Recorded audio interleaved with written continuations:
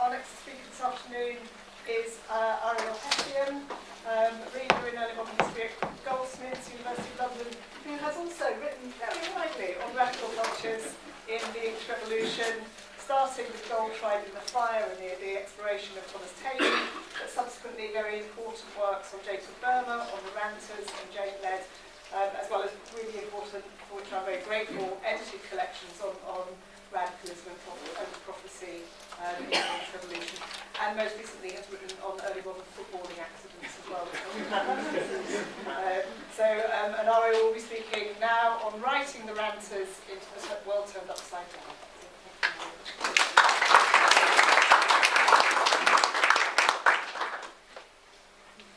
Thank you very much, Kate, for that kind introduction, and thank you very much, John and Wazim, for the invitation, but I hope she won't withdraw once I've concluded.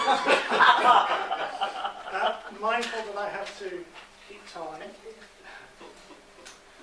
and that Mike is going to be saying a lot of what I've already written, I'm going to jump in straight about what Anne talked about, so I'm going to cut all the beginning of the paper and jump in straight with Puritanism and Revolution, and then move into the world turned upside down. As I noted, that contains the important essay on the Norman yoke, which had originally appeared in a collection, Down.04. And here, the Levellers are depicted as the most advanced democratic group on the European political stage. But it's elsewhere in Puritanism and Revolution that I want to talk about Hill's interest, developing interest in the Ranters. So here he situates the Ranters within, and I'm quoting him, the extreme radical fringe, notably John Robbins and Thomas Tawney for John, who in Hill's view were rather extravagant, probably in most people's view who've read them. But besides these brief discussions, I'm unaware of Hill having published anything else concerning the Ranters in the 1950s, or indeed beforehand. So this is the first time he talks about the Ranters in print. All the same, that decade saw the publication of an article on some Ranter readers and their opinions by Russell Schofield, stemming from Schofield's Harvard PhD, the University of California PhD on the Ranters by Albert Mott, and, more importantly from Hill's point of view, A.L. Morton's essay on Lawrence Clarkson. Not to mention, of course, Norman Curran's Pursuit of the Millennium, which had reprinted a selection of writer rantings in the appendix. Hill did briefly mention the Ranters in his Century of the Revolution in 1961, noting that some of them believed that God's grace had made them incapable of sin, and accordingly acted upon that belief. He also coupled them with Seekers, anticipating the title of chapter 9, Turned Upside Down, observing that the Ranters were not very numerous outside London and the army. But as we know, Hill's major works that decade were Society and Puritanism, Intellectual Origins, and Reformation to Industrial Revolution. There's hardly any mention of the Ranters in any of them, except for Society and Puritanism, which notes that Abbey as a cop was a terrible ranter. Even here, Hill's citation of the Five Flying Roll was not from the original in the Thomson tract, but rather by way of Cohen's Pursuit of the Millennium. So there's no indication at present that Hill's engaging with the original primary sources. I'll skip on the many-headed monster because I need to move in. Actually, no, I'm going to send you a couple of lines, I'll be alright. In another essay, entitled The Many-Headed Monster of 1965, Hill focused on the property class's fear of lower-class revolt and their thinly concealed contempt for the rude, unruly, giddy-headed multitude, that rascal company of the meanest sort of people and masterless men. This class antagonism, together with a long-standing tradition of plebeian anti-clericalism and irreligion, these are Hill quotes, subsequently provided, in my view, an essential key for how Hill envisaged the world turned upside down. During the second half of the 1960s, Hill had evidently begun giving greater attention to history from below, a term, as far as I'm aware, coined by the French historian Georges Lefebvre in his study of the French Revolution. And it was against the background of student protests in 1968 that he worked towards completing an extremely influential and indisputable classic in this newly emerging field. The title is behind you if you've forgotten. The preface was dated 16th of October 1971. It was published by Maurice Temple Smith in June 1972.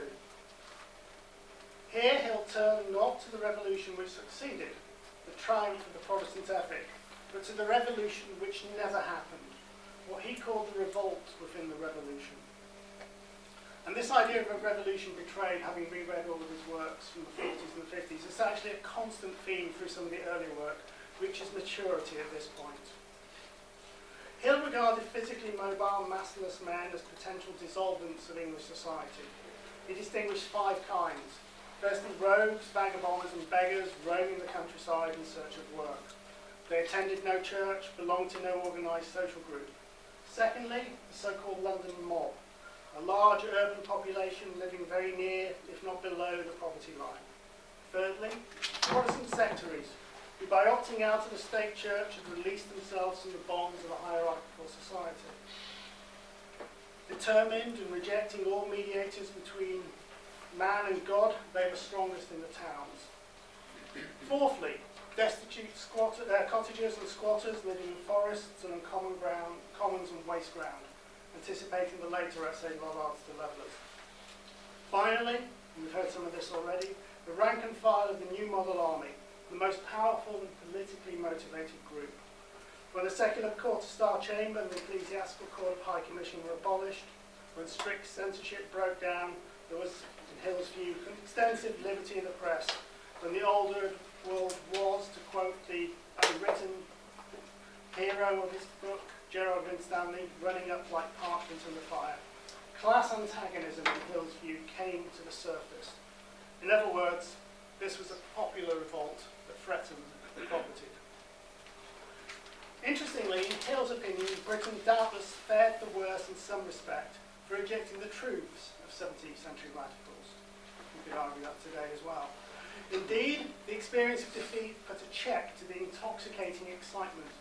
For what had lurked in the Ranta heyday, as though it might become a counterculture, became a corner of bourgeois culture. Nowhere was Hill's despair more apparent than when he contemplated our landscape made hideous by neon signs, advertisements, pylons, wreckage of automobiles, our seas poisoned by atomic waste, their shores littered with plastic and oil, our atmosphere polluted with carbon dioxide and nuclear fallout, our peace shattered by supersonic planes, as we think of nuclear bombs which can waste and destroy. Now, I know that Donald Pennington was a founding member of CND, so I'd be interested if somebody can tell me if Hill was also in CND as well. These were the consequences in Hill's mind of living in a brainwashed society, of rejecting one of Gerard Winstanley's profoundest insights concerning the state's role in a competitive society. Influenced by the Italian political theorist whose work he reviewed, Antonio Gramsci's notion of hegemony, Hill also drew on Norman Brown's exciting psychoanalytic interpretation of history, Life Against Death, of 1959, acknowledging the latter in the title of his 16th chapter. There was also the influence of Herbert Marcuse that others have explored. In addition, Hill took into account new research on the early modern period. Among the works he used are those we've heard about already today, namely Brailsford's posthumously published and unfinished Levellers in the English Revolution, which Hill had edited, and Soviet historian M.A. Barg's lower class popular movements in the English bourgeois revolution of the 17th century. For the diggers, Hill cited original writings reprinted by George Sabine and Gerald Aylmer, as well as David Pettigorski's Left-Wing Democracy in the English Civil War, and articles by Edmund Dell, with whom he collaborated previously, and Keith Thomas. Moreover, having previously written very little on the Ranters, as I hope I've shown, Hill depended on 2 studies that demonstrated, quote, they must be taken seriously. An unpublished B.Lit thesis by his student J.F. McGregor, entitled The Ranters, 1649 to 60, and The World of the Ranters, Religious Radicalism in the English Revolution, by A.L. Morton, former chair of the Historians Group of the Communist Party. For contemporary descriptions of the Ranters in their own text, he relied upon what was available in the Bodleian, and it appears the British Museum, supplemented with a selection reprinted in the appendix to Cohen's Pursuit of the Millennium. Having once, and I'm quoting him here, arrogantly and snobbishly dismissed self-appointed messiahs as a lunatic fringe, those are Hill's words, Hill became sympathetic to the ranters, recognising that perhaps they too have something to say to our generation. Consequently, in my view, they underwent a remarkable transformation. Thus, together with the diggers and other daring thinkers, the ranters were lauded for boldly defying early modern European bourgeois society's greatest achievement, the Protestant ethic.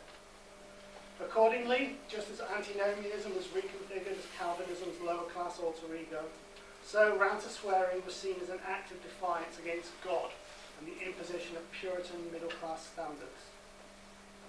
Furthermore, Hill likened the ranters' tobacco smoking and communal love feasts to drug-taking and free love, overstating, as he later admitted, their participation in a Puritan sexual revolution. Under the heading of counterculture, he claimed that the ranter ethic, as preached by Kopp, this is a quote, leader of the drinking, smoking, swearing ranters, he took that categorisation from Cohn, and Clarkson, involved the real subversion of existing society and its values. That this was a post-1960s manifesto, thinly disguised as history from below, I would suggest, was precisely the point. It's also been suggested that Hill has a preoccupation with anarchy in the world turned upside down, and that it stems from the experience of the fragmentation of the left in the Spanish Civil War, so perhaps that would be worth investigating too. Further, that writing this book, appealing to a generational conflict, the younger generation, he had himself become part of a so-called left establishment by already being master of Balliol. In terms of specifics, while it's impossible to know all the material that Hill consulted concerning the ranters for his research, he could of course have read a number of works that he decided not to reference. It is nonetheless possible to say something about the sources, all printed or typescript, he did cite in this book. And luckily we have a word search PDF for that, so I've been able to go through every single one of them, using the 1975 revised edition. He referenced works by Ariel Kopp, the focus of Chapter 9, Section 5, Lawrence Clarkson, Section 6, Joseph Salmon, Section 7, Jacob Boffinley, Section 8, Richard Coppins, Section 9, George Foster, Section 10, and Thomas Tanney, Section 11, as well as Edward Stokes' Wiltshire Rant concerning Thomas Webb, Section 12. Yet, Hill said nothing about the anonymous justification of the Mad Crew, which had been discussed by McGregor, nor did he mention Clarkson's The Quaker's Downfall, Clarkson's A Paradisical Dialogue, or Richard Coppins' Michael Opposing the Dragon. As for Hill's contemporary sources regarding the ranters, with only one exception, these had all been excerpted, discussed, or referenced by Norman Cohn, J.F. McGregor, or A.L. Moulton. And that one exception had been cited by Alexander Gordon in his DNB entry on Richard Coppin. In addition, Hill cited works by others who had said something on the ranters in print, namely Robert Barclay, William Braithwaite, Gertrude Hewins, Serge Houghton, Rufus Jones, Geoffrey Nuttall, Theodore Sipple, William Tyndall, and C.E. Whiting. In short, Hill came late to the ranters, and he only did so after several other scholars over a number of years had put in the hard work of legitimating them as a reputable field of study. Nor, as I've shown, was there anything original about his research. The sources that he drew upon were all known to specialists. There were even a few noteworthy omissions in his discussion of the subject. Nonetheless, in a conference about the 50th anniversary of the World Citation, I want to end on a positive note, so I'm going to have to cut the other stuff that I've said. Which you two have both read. Yeah.